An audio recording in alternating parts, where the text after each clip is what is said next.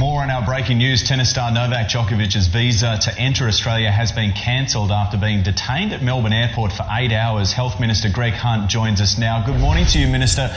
Well, do you have any further information? Do you know what the process is from here for Novak? So the advice that I have literally just received before joining you is that the visa for Novak Djokovic has been cancelled. Obviously that follows a review of the exemption which was provided through the Victorian government process. They were looking at the integrity and the evidence behind it. The advice I have, and if I can just quote it for you, is the ABF can confirm that Mr Djokovic failed to provide appropriate evidence to meet the entry requirements to Australia, and visa has been subsequently cancelled. So it's a matter for him whether he wishes to appeal that, but if a visa is cancelled, somebody will have to leave the country. Yeah, we're hearing that he might try and challenge that in the Victorian court, so we're not quite sure how that will play out. But there is now the diplomatic fallout. The Serbian president says he's personally spoken to Djokovic while he was being detained by Australian Border Force personnel. We're also hearing from Serbian media this morning that our Australian ambassador has been called into the government there to explain what's happened here. Do you have any more information on what happened politically behind the scenes?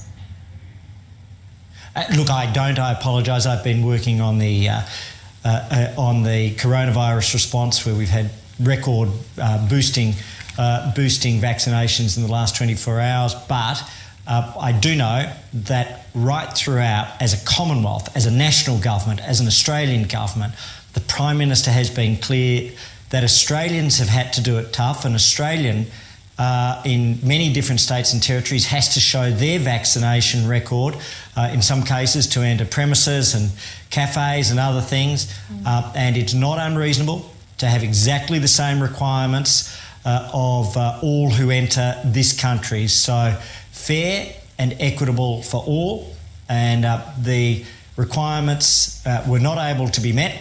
There was an exemption that had been provided through the Victorian government process. Clearly that did not pass the standards of proof that were required by the Australian Border Force.